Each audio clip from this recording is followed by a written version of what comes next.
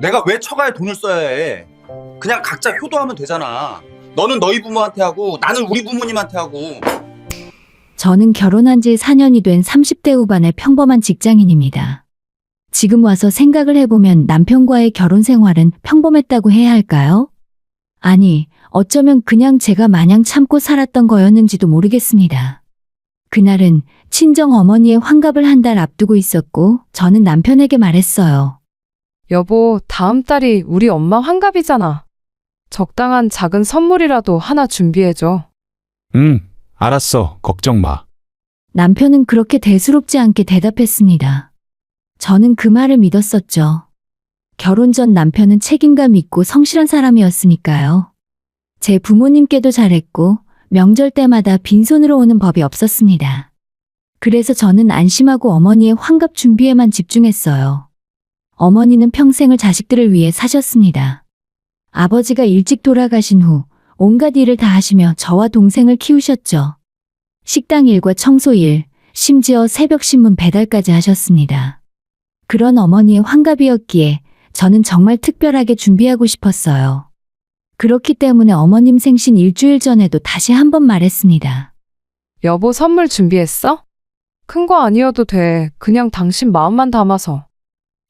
알고 있어. 준비할게. 남편은 여전히 무심한 듯 대답했지만 저는 그래도 믿었습니다. 설마 빈손으로 오겠어요? 그것도 장모님 환갑인데. 그리고 시간이 흘러서 드디어 환갑날이 왔습니다. 저희 부부는 물론이고 동생 내외도 왔고 친척들도 모였습니다. 모두들 정성스럽게 준비한 선물을 어머니께 드렸어요. 저는 어머니가 평소 좋아하시던 진주 목걸이를 드렸고 동생은 안마의자를 선물했습니다. 어머니는 연신 손사래를 치셨지만 기뻐하셨습니다. 그런데 남편은 설마 했던 빈손이었죠. 처음엔 차에 두고 온 줄 알았습니다. 하지만 시간이 지나도 남편은 아무것도 꺼내지 않았습니다. 식사 내내 그냥 밥만 먹고 술만 마셨어요. 저는 점점 불안해지기 시작했습니다. 식사가 끝나고 사람들이 자리를 옮길 때 저는 조용히 남편에게 물었어요. 여보, 선물은? 응, 무슨 선물? 남편은 태연하게 되물었습니다. 저는 당황해서 목소리를 낮췄습니다. 엄마 환갑 선물 말이야. 준비했다며? 아, 그거? 안 했는데. 당신이 아까 드렸잖아. 뭐? 내가 왜 처가에 돈을 써야 해? 그냥 각자 효도하면 되잖아. 너는 너희 부모한테 하고, 나는 우리 부모님한테 하고. 그 순간 저는 귀를 의심했습니다. 각자 효도하자고요? 지금 장모님 환갑날에 이런 말을 한다고? 무슨 소리야? 부부가 됐으면 서로 부모님한테 잘해드려야 하는 거 아니야? 뭘 피곤하게 그렇게까지 해. 나는 내 부모님 챙기기도 바쁜데 왜 처가까지 신경 써야 돼? 당연한 거 아니야? 남편의 목소리는 너무나 당당했습니다. 마치 제가 이상한 요구를 하는 것처럼요. 저는 그 자리에서 아무 말도 할 수 없었습니다. 어머니는 괜찮다고 신경 쓰지 말라고 하셨지만 저는 그 눈빛을 알 수 있었어요. 섭섭함과 실망이 가득한 눈빛이었습니다.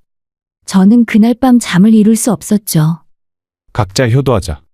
남편의 그 말은 제 가슴에 깊은 상처로 남았습니다.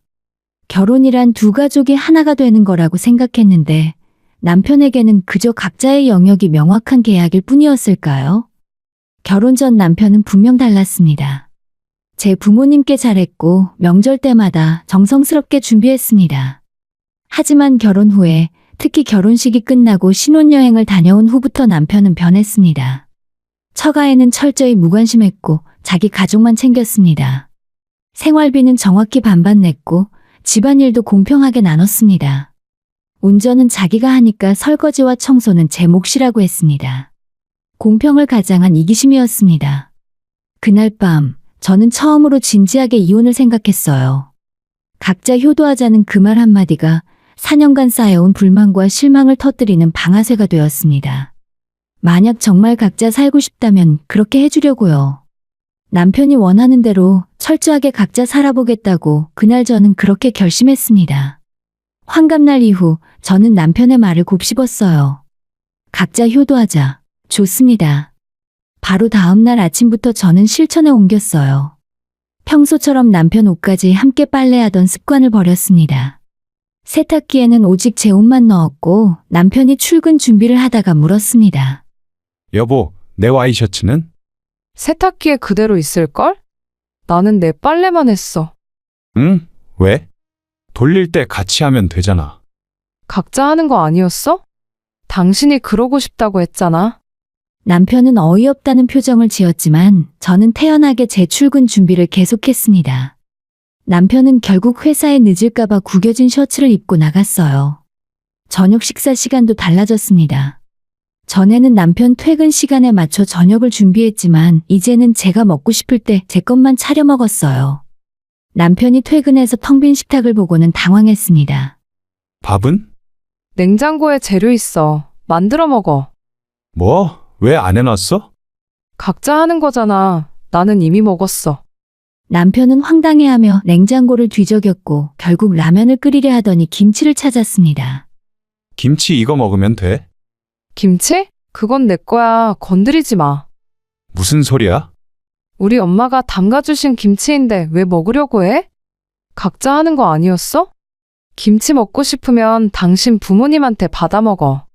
저는 냉정하게 말하며 김치통을 제 쪽으로 당겼습니다. 남편은 믿을 수 없다는 표정으로 저를 쳐다봤죠. 야, 너 지금 진심이야? 당연히 진심이지. 당신이 먼저 각자 하자고 했잖아. 나는 그 말에 전적으로 동의해. 남편은 더 이상 할 말을 잃은 듯 그냥 라면만 끓여 먹었습니다. 주말에는 더 철저해졌어요. 청소도 각자 영역만 했습니다. 거실은 반으로 나눴고 화장실도 사용한 사람이 바로바로 치우기로 했어요. 설거지도 각자 자기 그릇만 했습니다. 남편이 제 앞에 놓인 과일 접시를 보고 말했어요. 나도 좀 줘. 마트 가서 사와. 이건 내가 내 돈으로 산 거야. 야, 이게 진짜 뭐 하는 짓이야? 당신이 원한 거잖아. 각자 살자고 한 게 당신인데 왜 화를 내? 남편은 점점 짜증이 났는지 소리를 지르기 시작했지만 저는 전혀 흔들리지 않았습니다. 오히려 속이 시원하더라고요. 그동안 제가 얼마나 많은 것을 해왔는지 남편은 이제야 깨닫고 있었으니까요. 그리고 명절이 다가왔습니다. 전에는 당연히 함께 갔지만 이번엔 달랐어요. 내일 아침에 우리 집 내려갈 거야. 엄마가 전도 부치고 할 일 많다고 빨리 내려오래. 남편이 제 방 앞에서 말했어요. 네, 맞습니다. 이제 저희는 방도 따로 쓰고 있었습니다. 뭔 소리야? 나는 안 갈 건데. 뭐? 명절인데 어떻게 안 가? 각자 효도하는 거 아니었어? 당신 집안 명절이니까 당신 혼자 가. 나는 오늘부터 우리 엄마 집에 갈 거야. 야, 그게 말이 돼? 충분히 말이 되지. 적어도 우리 엄마 환갑에 당신이 빈손으로 온 것보다는 훨씬 예의 바른 행동이잖아. 남편은 얼굴이 새빨개져서 소리를 질렀지만 저는 가방을 들고 현관문을 나섰어요. 그리고 정말로 어머니 댁으로 갔습니다. 그리고 얼마 후 시어머니에게서 전화가 왔어요. 며느라, 너 왜 안 왔니? 어머님 죄송합니다. 남편이 각자 효도하자고 해서요. 저는 그 뜻을 존중하기로 했어요. 어머님도 아들한테 물어보세요. 저는 정중하지만 단호하게 말씀드렸고 전화 너머로 시어머니가 당황하는 게 느껴졌습니다. 명절 연휴 마지막 날, 남편은 밤늦게 집에 돌아와서 제 방문을 쾅쾅 두드렸어요. 당장 문 열어. 너 오늘 완전히 미쳤어. 시끄러워. 내일 회사 가야 하니까 조용히 해. 저는 이어폰을 끼고 음악을 들었어요. 남편의 고함 소리는 더 이상 제게 닿지 않았습니다. 이렇게 저희 부부는 완벽하게 각자의 삶을 살기 시작했죠. 남편이 먼저 꺼낸 말이었고 저는 그저 충실하게 실천하고 있을 뿐이었습니다.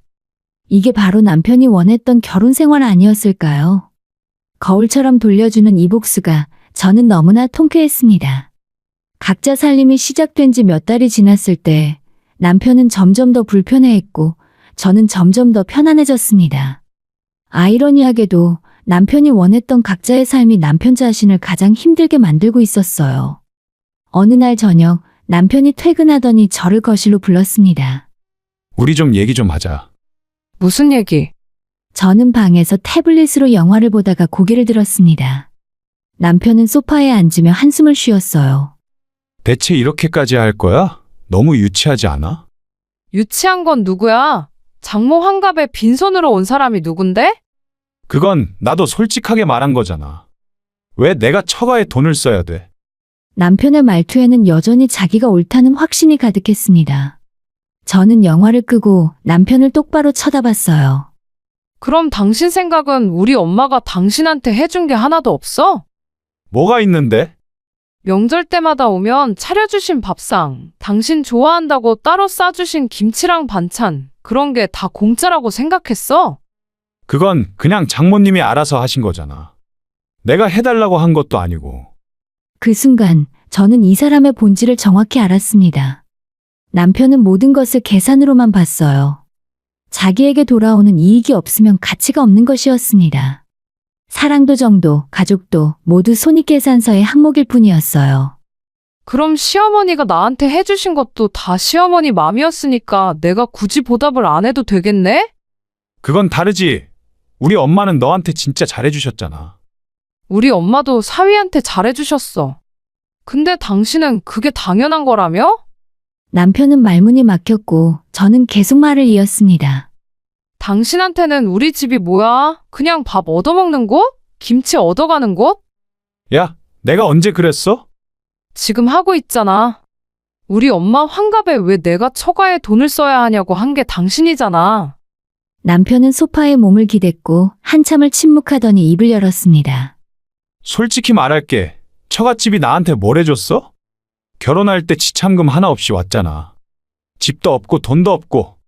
내가 다 마련했어. 그런데 왜 내가 계속 돈을 써야 돼? 저는 귀를 의심했습니다. 지금 이 사람이 진짜로 이런 말을 하는 건가요?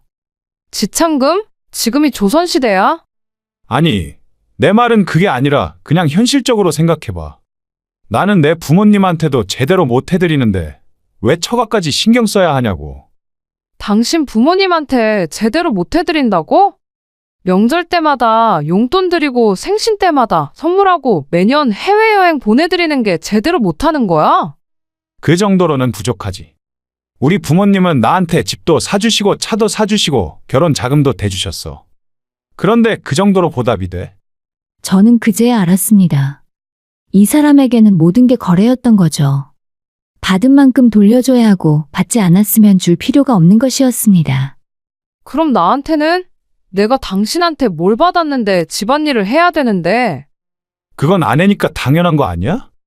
당연한 게 어디 있어? 나도 똑같이 돈 벌고 생활비 반반 내잖아. 그런데 왜 집안일은 내가 더 많이 해야 되냐고. 내가 외출할 때마다 운전하잖아. 운전이 뭐가 대단해. 당신이 좋아서 차 산 거잖아. 그리고 대부분 당신 회사 출퇴근에 쓰잖아.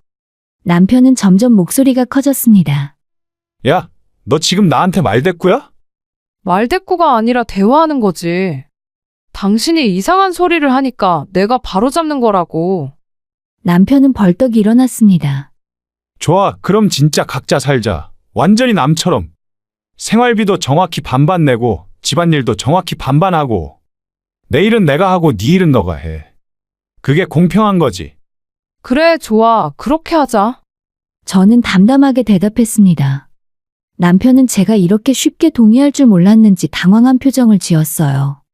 진짜 그렇게 할 거야? 당신이 원하는 거잖아. 그런데 한 가지 더 추가할게. 각자 방 쓰는 것도 계속하고 주말에도 각자 시간 보내. 당신 약속 있으면 알아서 가. 나도 내 친구들 만날 거니까. 야, 그럼 그게 무슨 부부야? 남편이 소리를 질렀습니다. 저는 조용히 웃었습니다. 그러게, 이게 무슨 부부인지 모르겠네. 그날 밤 저는 남편이라는 사람을 완전히 포기했습니다. 이 사람과는 더 이상 미래가 없었어요. 사랑도 존중도 배려도 없는 관계. 그저 계산과 이익만 따지는 동거인. 그게 제 남편의 정체였습니다. 저는 컴퓨터를 켜고 이혼 절차에 대해 검색하기 시작했어요. 그리고 그동안 모아둔 통장을 확인했습니다. 남편이 눈치 못 채고 있던 부업과 프리랜서 일, 온라인 강의로 모은 돈이 꽤 쏠쏠하게 모여 있었어요. 남편은 제가 그저 월급쟁이인 줄만 알았습니다. 하지만 저는 결혼 초기부터 남편의 본성을 어렴풋이 알아챘고 그래서 몰래 저만의 돈을 모아왔어요. 각자 돈 관리하자던 남편의 말이 이렇게 저에게 유리하게 작용할 줄은 남편도 몰랐을 겁니다. 이제 남은 건 하나였죠. 이 돈으로 무엇을 할 것인가? 그리고 어떻게 이 결혼을 끝낼 것인가? 저는 계획을 세우기 시작했습니다. 남편에게 가장 완벽한 부메랑을 선물해 줄 계획을요. 남편과의 대화 이후 저는 더 이상 이 관계를 유지할 이유를 찾을 수 없었습니다. 매일 아침 눈을 뜨면 답답함이 가슴을 짓눌렀고 퇴근길에 집으로 향하는 발걸음은 무거웠어요. 집이 집 같지 않았습니다. 그냥 잠만 자는 공간일 뿐이었죠. 주말이 되었고 저는 친정에 가기로 했습니다. 남편에게는 아무 말도 하지 않았어요. 어차피 각자 생활하기로 했으니까요. 엄마, 나왔어. 현관문을 열고 들어서자 어머니가 반갑게 맞아주셨습니다. 어머, 우리 딸. 갑자기 웬일이야? 그냥 엄마 보고 싶어서. 저는 억지로 미소를 지었지만 어머니는 제 표정에서 뭔가를 눈치채셨나 봅니다. 어머니는 제 손을 잡고 거실로 이끌었어요. 무슨 일 있어? 얼굴이 안 좋은데. 아니야, 괜찮아. 하지만 어머니 앞에서는 거짓말이 통하지 않았습니다. 어머니는 제 손을 꼭 잡고 물었어요. 사위가 너한테 또 뭐라고 했어? 그 말에 저도 모르게 눈물이 났습니다.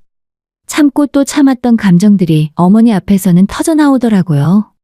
엄마, 나 정말 이 사람이랑 못 살겠어. 어머니가 아무 말도 없이 저를 꼭 안아주셨고 저는 어머니 품에서 한참을 울었습니다. 환갑날 이후로 쌓였던 분노와 실망, 슬픔이 모두 쏟아져 나왔어요. 한참을 울고 나서야 저는 차분하게 말할 수 있었습니다. 환갑날 있었던 일, 그 이후 시작된 각자 살림, 남편의 충격적인 발언들까지 모두 털어놓았죠. 어머니는 제 이야기를 끝까지 듣고는 한숨을 깊게 쉬셨습니다. 엄마가 미안하다. 나는 네가 그렇게 힘들어하는 줄 몰랐어. 엄마 잘못이 아니야. 내가 사람을 잘못 봤어. 결혼 전에는 정말 괜찮은 사람 같았는데 사람이 이렇게 변할 수도 있구나. 어머니의 목소리에도 실망감이 묻어났습니다. 어머니는 항상 사위를 믿고 좋게 봐주셨었거든요. 엄마, 솔직히 말해줘. 나 이혼해도 될까? 제 입에서 이혼이라는 단어가 나오자 방안이 잠시 조용해졌습니다. 어머니는 제 손을 더 꼭 잡으셨어요. 딸, 엄마가 너한테 뭐라고 하겠니? 네 인생이야. 네가 행복해야지. 하지만 세상 사람들이 뭐라고 할까봐. 세상 사람들이 네 인생을 책임져 주니? 아니잖아. 넌 아직 젊어. 다시 시작할 수 있어. 어머니의 말에 저는 또 눈물이 났습니다. 사실 저는 어머니가 말리실까봐 걱정했어요. 이혼하면 세상 시선이 안 좋다고 조금 더 참아보라고 하실까봐요. 엄마는 괜찮아. 사람들이 뭐라고 해도. 괜찮아. 엄마는 네가 행복한 게 중요해. 네가 저런 사람한테 평생 고생하는 걸 보는 것보다 차라리 혼자 사는 게 100번 낫지. 어머니는 제 머리를 쓰다듬으시며 말씀하셨습니다. 엄마가 너 키우면서 고생 많이 했잖니. 그게 다 네가 행복하라고 한 거야. 근데 네가 결혼해서 더 불행하면 그게 무슨 의미가 있겠어? 이혼해. 그리고 네가 하고 싶은 대로 살아. 엄마가 든든한 뒷배가 되어줄게. 어머니의 말에 저는 마음이 단단해졌습니다. 그렇습니다. 저는 이혼할 거예요. 더 이상 이 답답한 결혼 생활을 이어갈 이유가 없었습니다. 내가 엄마한테 선물 하나 주고 싶은 게 있어. 선물? 무슨 선물? 저는 가방에서 부동산 서류를 꺼냈습니다. 어머니는 의아한 표정으로 서류를 받아들으셨습니다. 이게 뭐니? 엄마 새 집으로 이사 가자. 뭐? 어머니의 눈이 커졌습니다. 저는 웃으며 말했습니다. 엄마, 평생 전세 살고 월세 살았잖아. 이제 엄마 집에서 사세요. 내 이름으로 샀어. 이게 무슨 소리야? 이 돈을 어디서? 내가 몰래 모았어. 결혼하고 나서 부업도 하고 프리랜서 일도 하고 온라인 강의도 했어. 남편은 몰라. 각자 돈 관리하자고 해서. 내 통장은 남편이 본 적이 없거든. 어머니는 서류를 보시더니 눈물을 흘리셨습니다. 딸, 정말 고마워. 근데 너는 괜찮겠니? 이혼하면 돈 많이 들잖아. 괜찮아. 아직 충분히 남았어. 그리고 이건 엄마한테 꼭 해드리고 싶었어. 환갑날 그 자식이 빈손으로 온 거 생각하면 지금도 화가 나거든. 저는 어머니를 꼭 안았습니다. 엄마, 평생 고생만 하셨잖아. 이제 좀 편하게 사세요, 내 집에서. 어머니와 저는 한참을 안고 울었습니다. 행복한 눈물이었어요. 저는 그 순간 확신했습니다. 이 결정이 옳다는 것을요. 집으로 돌아오는 길, 저는 마음이 한결가벼웠습니다. 이제 본격적으로 이혼 서류를 준비해야겠다고 생각했어요. 그리고 남편에게 마지막 한 방을 날려줘야겠다고요. 남편이 그토록 외치던 각자의 삶을, 그게 얼마나 외롭고 쓸쓸한 것인지 이제 남편 본인이 뼈저리게 느낄 차례였습니다. 집에 도착하니 남편이 거실에서 라면을 먹고 있더라고요. 너 어디 갔다 와? 엄마 집에. 또 요즘은 맨날 처가에만 가네. 저는 대답하지 않고 제 방으로 들어갔습니다. 남편의 목소리가 뒤에서 들렸지만 더 이상 신경 쓰지 않았어요. 곧 있으면 남편은 알게 될 겁니다.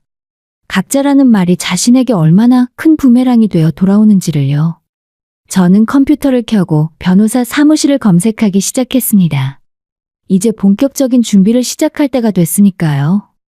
어머니께 집을 선물한 지 일주일이 지났습니다. 저는 그 사실을 남편에게 알리지 않았어요. 어차피 각자 살기로 했으니 제가 제 돈으로 뭘 하든 남편과는 상관없는 일이었으니까요. 하지만 세상에 비밀은 없는 법입니다.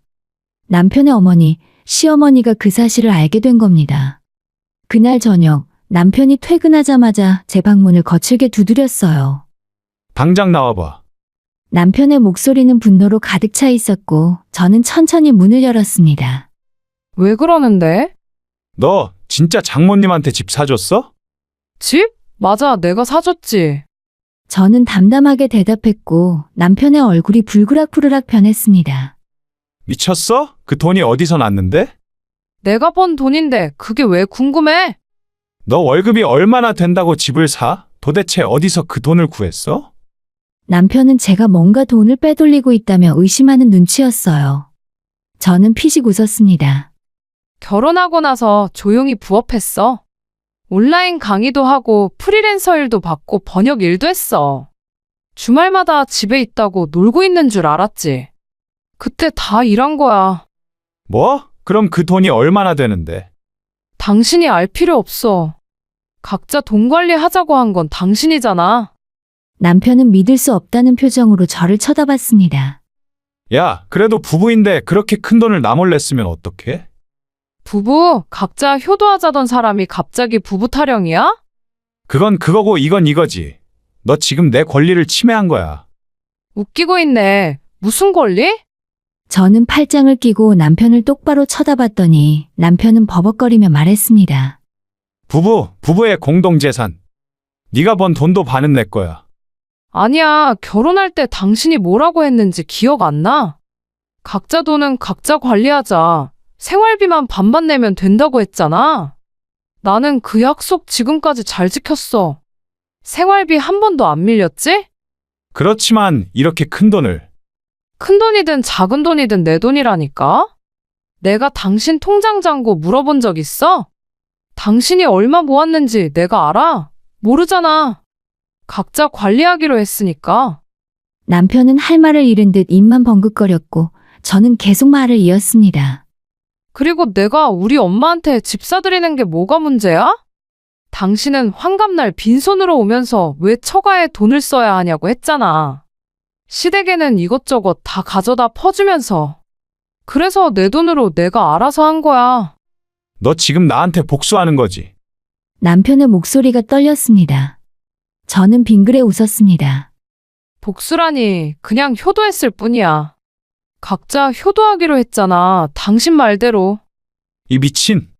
남편이 욕을 하려는 순간 저는 손을 들어 제지했습니다. 욕하지 마. 나는 당신이 한 말 그대로 실천했을 뿐이니까. 각자 효도하자. 각자 돈 관리하자. 각자 살자. 전부 당신이 먼저 한 말이잖아. 남편은 거실로 나가더니 물건들을 집어 던지기 시작했습니다. 쿵쿵 소리가 났지만 저는 개의치 않고 제 방문을 닫았어요.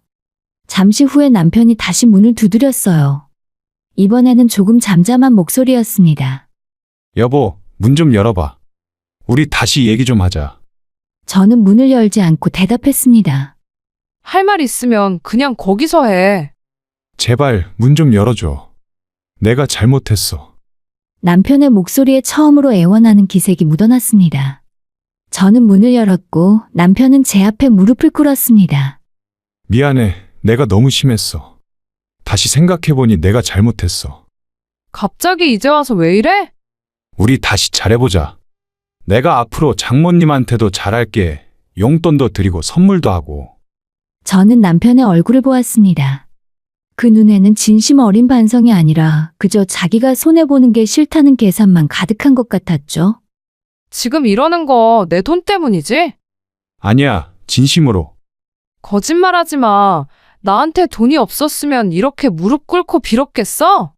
엄마 환갑날 빈손으로 온 사람이 갑자기 처가의 효자가 되겠다고? 남편은 아무 말도 하지 못했습니다. 저는 냉정하게 말했어요. 이제 그만 일어나. 보기 흉하니까. 여보, 제발. 그리고 다음 주 토요일에 시간 비워둬. 응? 왜? 합의하러 변호사 사무실 가야 하니까. 그 말을 들은 남편의 얼굴이 새하얗게 변했습니다. 아니, 설마 이혼하자고? 그래, 이혼. 이제 각자 살기로 했잖아. 이제 진짜로 이혼하고 각자 살자. 안 돼. 절대 안 돼. 남편이 제 다리를 붙잡았습니다. 하지만 저는 그 손을 뿌리쳤어요. 놔, 이미 늦었어. 내가 집안일도 다 할게. 빨래도 하고 청소도 하고 요리도 배울게. 제발. 그런 거 필요 없어. 나는 이제 혼자 사는 게 더 편해. 남편은 바닥에 주저앉아서 머리를 감싸 쥐었습니다. 이게 다 내가 잘못해서 그런 거야. 나 좀 용서해줘. 용서는 해줄 수 있어. 근데 다시 살 수는 없어. 당신과는 더 이상 미래가 안 보이거든. 문을 닫자 거실에서 남편의 울음소리가 들렸지만 저는 더 이상 마음이 흔들리지 않았습니다. 제 통장을 보며 저는 미소를 지었어요. 어머니께 집을 사드리고도 아직 충분히 남아 있었습니다. 새 출발을 하기에 부족함이 없는 금액이었죠. 각자 효도하자던 남편의 말은 결국 가장 완벽한 부메랑이 되어 그를 무너뜨렸습니다. 그리고 저에게는 자유의 열쇠가 되었어요. 이제 마지막 단계만 남았습니다. 깔끔하게 정리하고 새로운 삶을 시작하는 것이요. 저는 변호사 사무실의 예약을 확정했습니다. 변호사 사무실에서 이혼 서류에 서명하는 날이 찾아왔어요. 남편은 끝까지 서명을 거부하려 했지만 결국 협의 이혼은 성립되었습니다. 정말 돌이킬 수 없는 거야? 남편은 마지막까지 물었고 저는 고개를 끄덕였습니다. 그래, 이미 끝났어. 내가 달라질 수 있어. 진짜로. 사람은 안 변해. 그리고 당신은 원래 그런 사람이었어. 결혼하기 전에만 잠깐 숨겼을 뿐이었지. 남편은 더 이상 할 말이 없었는지 고개를 떨어뜨렸습니다. 협의 이혼 조건은 간단했어요. 각자 재산은 각자 가져가고 위자료도 청구하지 않기로 했습니다. 남편은 제 통장 잔고를 알게 되자 어떻게든 재산 분할을 요구했지만 결혼 전 합의서와 각자 관리했던 증거들이 명확했기에 불가능했어요. 각자 돈 관리하자고 한 건 당신이었잖아. 이제 와서 반으로 나누자는 건 말이 안 되지. 결국 남편은 아무것도 얻지 못했습니다. 서류에 마지막 서명을 하고 나오는 길에 저는 이상하게 후련했어요. 4년간의 답답했던 결혼 생활이 드디어 끝났습니다. 후회할 거야. 너 나 없으면 힘들 거야. 남편이 뒤에서 말했지만 저는 뒤돌아보지 않고 대답했습니다. 당신 없어도 나는 원래 잘 살았어. 그리고 앞으로는 더 잘 살 거야. 그렇게 우리는 완전히 남이 되었습니다. 어머니는 새 집에서 행복하게 지내고 계셨어요. 동네 분들과 어울리고 평생 꿈꿔왔던 작은 텃밭도 가꾸기 시작하셨습니다. 딸, 엄마는 정말 행복해. 이 나이에 내 집이 생길 줄 몰랐어. 어머니의 밝은 얼굴을 보니 제 선택이 옳았다는 확신이 들었습니다. 저도 새로운 삶을 시작했어요. 회사 일과 부업을 계속하며 경제적으로 더욱 안정되었고 주말에는 미뤄뒀던 취미 생활도 시작했습니다. 가끔 결혼 생활이 생각날 때도 있었지만 후회는 전혀 없었어요. 존중 없는 관계, 계산만 가득한 결혼 생활은 의미가 없었으니까요. 남편이 그토록 외쳤던 각자 살자는 말은 결국 자신을 향한 가장 완벽한 부메랑이 되었습니다. 그리고 저에게는 자유와 새로운 시작의 기회가 되었어요. 남편과 이혼을 하고 혼자 살게 됐지만 외롭지 않습니다. 저를 사랑해주시는 어머니가 계시고 제 능력으로 만들어가는 미래가 있으니까요. 각자라는 말이 주는 진짜 의미를 이제야 알 것 같습니다. 서로를 존중하지 않는 관계에서의 각자는 외로움이지만 스스로를 존중하며 사는 각자는 자유입니다. 저는 후자를 선택했고 전혀 후회하지 않습니다.